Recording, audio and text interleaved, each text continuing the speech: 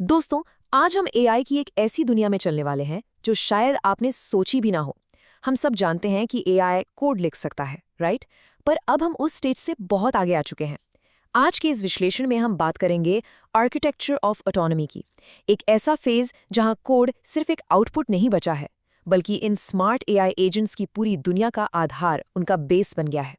जरा सोचिए, क्या होगा जब एआई सिर्फ स्क्रीन पर कोड प्रिंट नहीं करेगा, बल्कि उस कोड के अंदर लिटरली जिएगा। एक माउंटेन क्लाइंबर का एग्जाम्पल लेते हैं। एक क्लाइंबर फिजिकली चाहे कितना भी फिट क्यों ना हो, उसे एक खड़ी चट्टान पर सुरक्षित आगे बढ़ने के लिए एक सॉलिड सेफ्टी हार्नेस की जरूरत होती ही है ना? इन ऑटोनॉमस एआई एजेंट्स के लिए ये कोड ही उनका हार्नेस बन चुका है। यही वो लेयर है जो इस ताकतवर इंटेलिजेंस को उसके आसपास के एनवायरनमेंट के साथ सुरक्षित तरीके से लॉक करके रखती है। अब इस फर्क को समझना बहुत ज़रूरी है। पहले क्या होता था? एआई बस एक स्टेटलेस टेक्स्ट जनरेटर था। आपने प्रॉम्प्ट टाइप किया, उसने कोड स्निपेट पकड़ा दिया और कहानी वहीं खत्म। पर अब हम एक बिल्कुल नए दौर में हैं, जिसे हम स्टेटफुल एजेंट हार्नेस कहते हैं। इस नए सिस्टम में एआई एक्चुअल में कोड का इस्तेमाल करके रियल टाइम एक्शंस लेता है, अपनी पास्ट मेमोरी को याद रखता है और अपना एक कंटिन्यूअस लगातार चलने वाला रीजनिंग फ्लो बनाता है। It's totally next level. तो आज हम इस पूरे कॉन्सेप्ट को आगे 5 हिस्सों में ब्रेक डाउन करेंगे।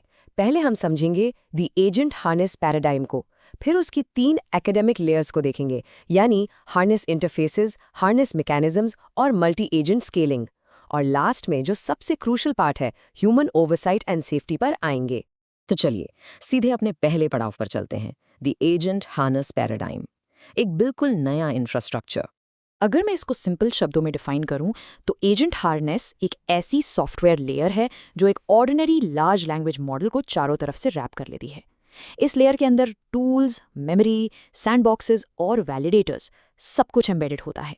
मतलब यह एक नॉर्मल स्टेटलेस एआई और एक प्रॉपर ऑटोनोमस एजेंट के बीच का ब्रिज है। इसी इंफ्रास्ट्रक्चर की वजह से एआई अब घंटों या शायद दिनों तक चलने वाले कॉम्प्लेक्स टास्क्स बिना रुके पूरे कर पाता है।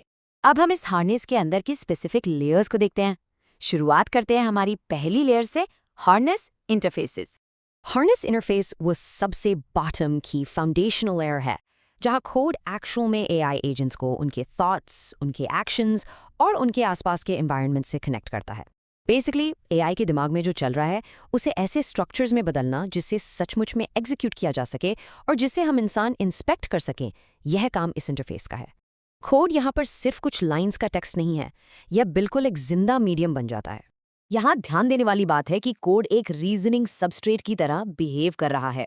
इसी कोड लेयर के थ्रू एक एआई एजेंट आपके कंप्यूटर के ग्राफिकल यूजर इंटरफेसेस यानी जीयूआईज को ऑपरेट कर सकता है, फिजिकल रोबोट्स को इंस्ट्रक्शंस भेज सकता है और डायरेक्टली सॉफ्टवेयर रिपोजिटरीज के अंदर घुसकर अपने एनवायरनमेंट का पूरा मैप तैयार कर सकता है। इंटरफेस तो समझ आ गया, पर इन एजेंट्स को लंबे वक्त तक रिलायबल कैसे रखा जाए? यहाँ एंट्री होती है हमारी दूसरी लेयर की, हार्नेस मैकेनिज्म्स। हार्नेस मैकेनिज्म्स उन सारे प्लानिंग, मेमोरी, टूल यूज और कंट्रोल सिस्टम्स का कंबाइंड नाम है जो इन लंबे और थका देने वाले टास्क्स को रिलायबल बनाते हैं। देखिए, सिर्फ कोड जनरेट कर लेना ही सक्सेस नहीं है। एक स्ट्रॉन्ग सिस्टम को अपनी पिछली मेमोरी याद रखनी होती है, और सबसे इंपॉर्टेंट, अगर कोई एरर आए तो उससे खुद रिकवर होना पड़ता है। ये मैकेनिज्म्स एआई के लिए एक स्ट्रिक्ट कंट्रोल सरफेस क्रिएट करते हैं ताकि वो कंट्रोल ना खोए।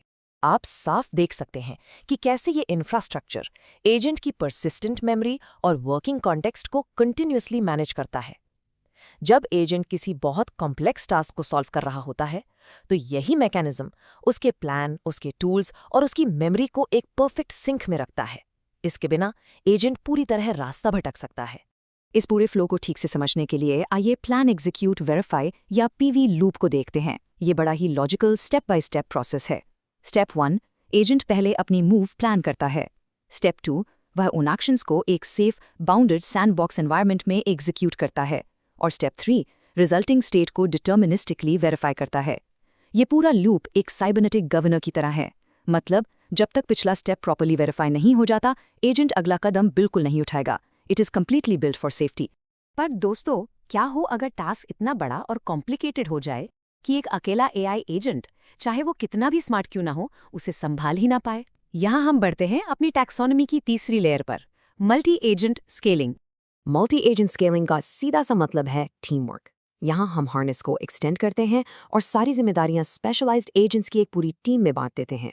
और मज़ेदार बात यह है कि ये सारे अलग अलग AI माइंड्स एक दूसरे के साथ डायरेक्टली शेयर्ड कोड आर्टिफैक्ट्स के जरिए कोऑर्डिनेट करते हैं। कोड यहाँ वो कॉमन ग्राउंड बन जाता है जहाँ वो मिलकर काम करते हैं और एक दूसरे के लॉजिक को डबल चेक करते हैं। जब एक बड़े टास्क को डिस्टिंक्ट रूल्स में ब्रेक डाउन कर दिया जाता है तो सिस्टम का अंदरूनी काम हमारे लिए इंस्पेक्ट करना बहुत आसान हो जाता है। अगर अचानक कोई गड़बड़ी होती है तो हम इजीली आइडेंटिफाई कर सकते हैं कि किस स्पेसिफिक एजेंट या स्टेप में प्रॉब्लम आई और पूरे सिस्टम को रोके बिना उस हिस्से को अकेले फिक्स कर सकते हैं। आप जरा इन रोल्स को देखिए, मैनेजर, प्लानर, कोडर, रिव्यूअर और टेस्टर। ये बिल्कुल किसी मॉडर्न टेक कंपनी की ह्यूमन टीम लग रही है ना? एक शेयर्ड कोड रिपोजिटरी पर ये स्पेशलाइज्ड एजेंट्स आपस में लिटरली डिबेट करते हैं, कोड लिखते हैं, एक दूसरे की मिस्टेक्स पॉइंट आउट करते हैं और कंटिन्यूअसली प्रोग्रेस वेरीफाई करते हैं। एक बहुत ही डायनामिक और हाईली कोलैबोरेटिव एनवायरनमेंट बन जाता है। अब हम आते हैं इस पूरे विश्लेषण के सबसे क्रिटिकल और थोड़े टेंस पार्ट पर, section 5, human oversight and safety. क्योंकि इतनी पावर और ऑटोनॉमी अकेले छोड़ देना काफ़ी खतरनाक हो सकता है। यहाँ सबसे ज़रूरी चीज़ जो हमें इम्प्लीमेंट करनी है वो है एक मल्टी टियर्ड परमिशन मॉडल। इसका स्ट्रक्चर स्टेप बाय स्टेप होना चाहिए। पहला लेवल है सिर्फ रीड ओनली ऑब्जर्वेशन, फिर आता है सैंडबॉक्स एडिट वर्कस्पेस जहाँ एजेंट्स सेफली एक्सपेरिमेंट कर सके।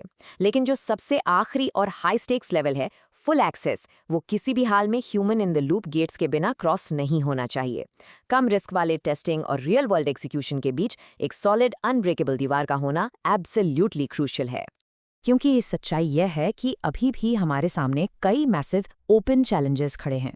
सबसे बड़ा डर तो सैंडबॉक्स एस्केप का है। जरा सोचिए, अगर AI अपने सेफ टेस्टिंग एनवायरनमेंट से बाहर निकलकर किसी लाइव रियल वर्ल्ड सिस्टम में एंटर कर जाए। उसके अलावा सिमेंटिक कॉन्फ्लिक्ट रेजोल्यूशन भी एक डीप इशू है, यानी जब दो AI एजेंट्स के बीच किसी कॉन्सेप्ट को लेकर एक्चुअली मतभेद हो जाए।